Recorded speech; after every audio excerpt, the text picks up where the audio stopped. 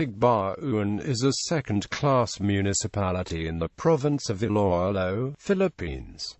According to the 2010 census, it has a population of 58,814 people. Geography: the municipality has flat terrain. The plain is approximately 57% of the total area, covering about 6,667 has, along the northwest side of the Tigbauan River, along the boundaries of Gimbal, Leon and Tigbauan are rolling hills covering an area of about 1,518 has.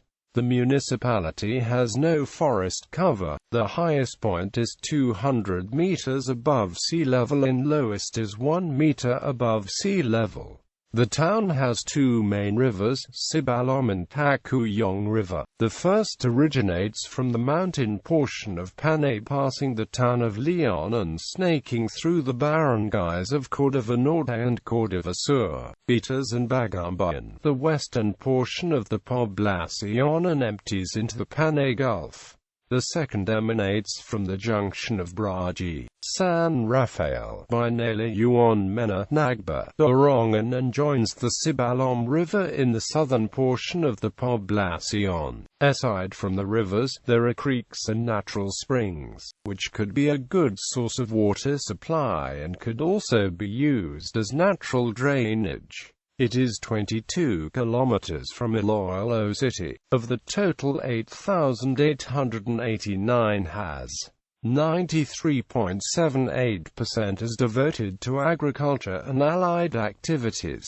Of this area, 1,077 has are planted with coconut, while 4,554 has with rice and 19 has are devoted to fish pond. Around 60 has allocated to urban uses, residential, commercial, and institutional. Barangays. Tigbauan is politically subdivided into 52 barangays.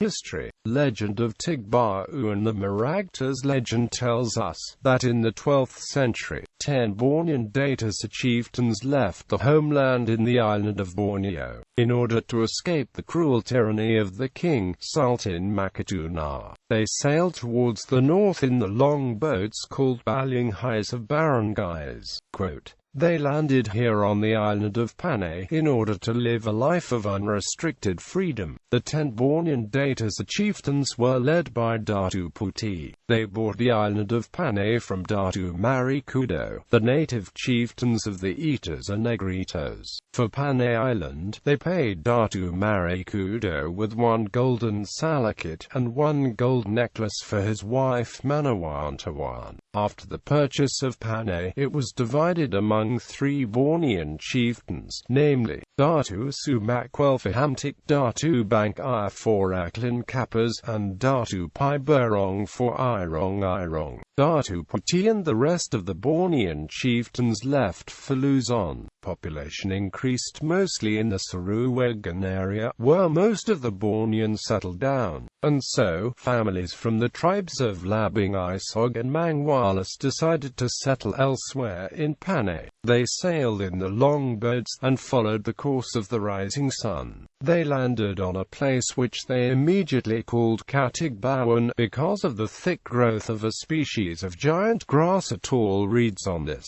place, known to them in the native dialect as Tigbo. The famous Spanish Jesuit historian Fray Pedro Chirino, S.J., called this place Campo de Suaraga. The Maragtas legend identified Katigbawan as in between a big creek, now known as Buyuan Creek, in the southwest, and 2 big rivers in the northeast, now known as the Tigbauan and Tigbauan rivers. A form of local government was functioning well in Tigbauan when the Spaniards discovered it sometime in 1575. That year, the Spaniards came from their administrative center in La Villa Rica de Arevalo, and established the Pueblo de Tigbauan, having shortened Tigbauan to its present name, the town of Tigbauan, in the province of Iloilo. The Spaniards later transferred the administrative seat of población of the Pueblo de Tigbauan from Parara to its present location, and so, the town of Tigbauan, in the province of Iloilo, was named after the giant grass or tall reeds known as Tigbor, the local dialect, which is a legacy from the freedom-loving Borneans who settled Panay Island.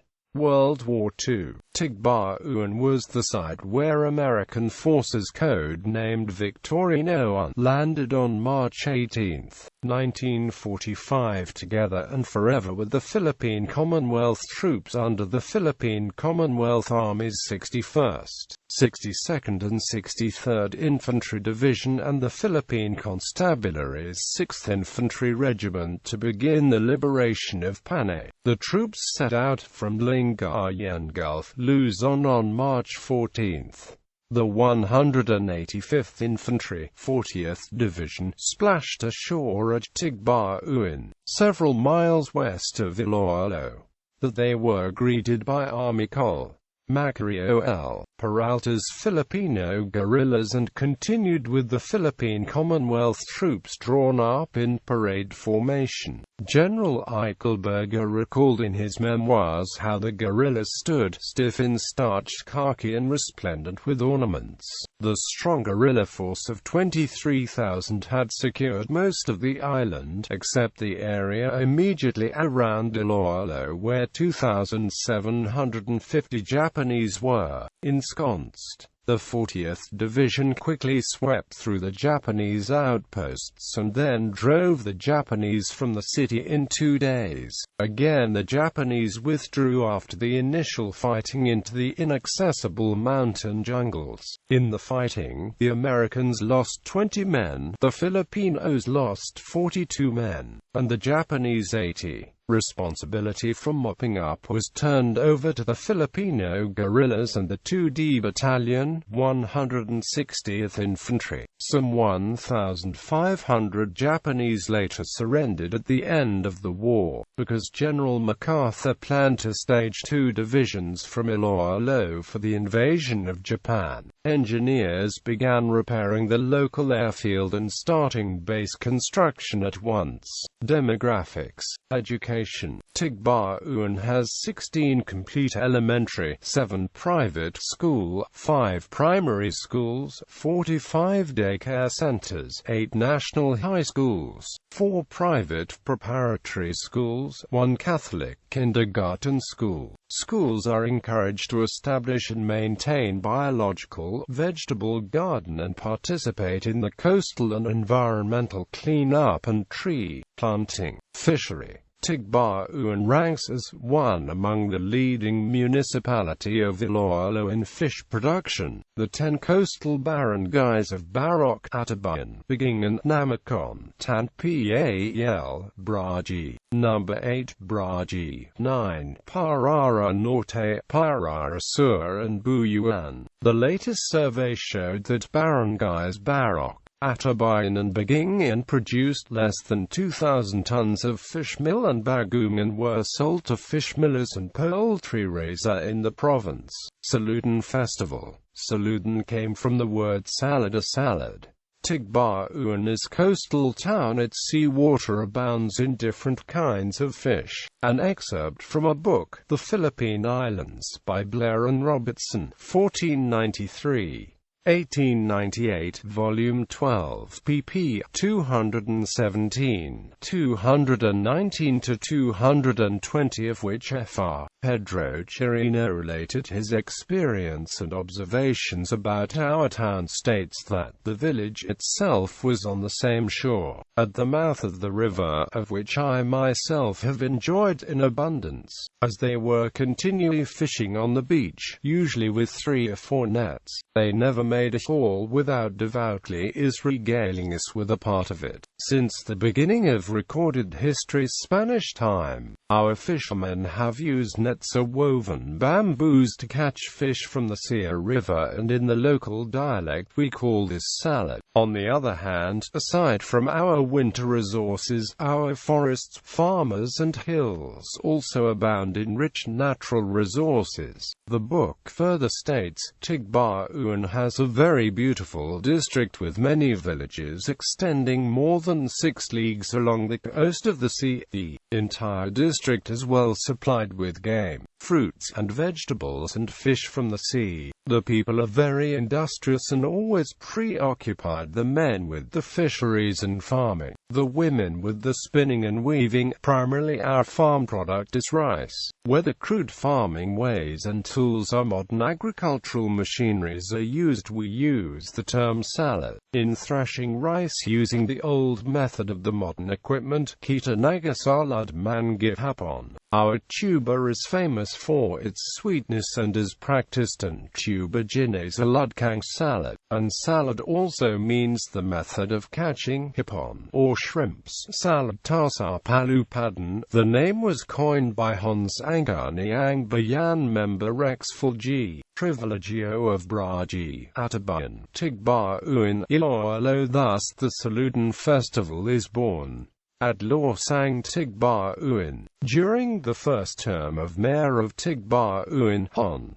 Myrna M. Torres in 1998, she signed an executive order declaring the third Friday of October every as the Adlaw sang Tigbauan. The assigning of October as the month where the Adlaw sang Tigbauan falls is very significant. History tells us that because of the increase in population in Sirawagan area, the families from the tribes of Labing-Isog and Mangwala sought for greener pasture. Following the course of the rising sun, they landed in the place which they called Tigbauan because of the plentiful growth of giant grasses, known to them as Tigbor. This place was said to be Parara by word of mouth handed down from generation to generation. It is believed that the families of Labing-Isog and Mangwalas reached the place when the native feasted for bountiful rice. To the present time, the season for gathering rice crop is mostly in October. During this time of the year, the fishermen also rejoice for a bountiful sea catch.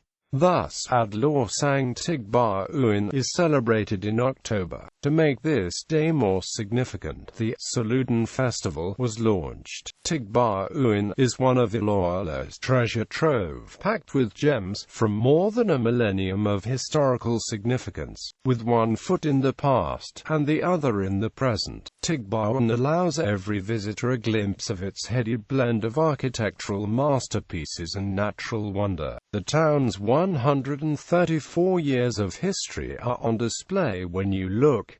The town delights at St. John of Sahagan Parish, constructed using forced labor under Fray Florencio Martin in 1867. Its beautiful Baroque facade in Rococo finish allow visitors a glimpse of the community's intense spirituality. The church's remarkable architecture with its facade and tower survived the ravages of the Second World War and the Great Earthquake in 1948.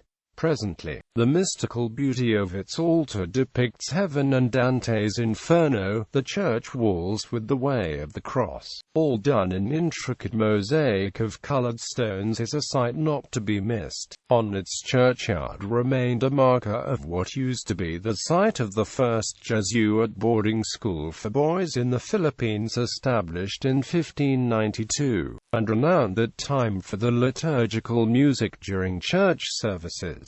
The beach in Barangay Parara was the landing site of America's 40th Infantry Division to liberate Panay and Romblon during the Second World War on March 18, 1945. The same area became the landing site in the 13th century of the descendants of the Bornean Datus.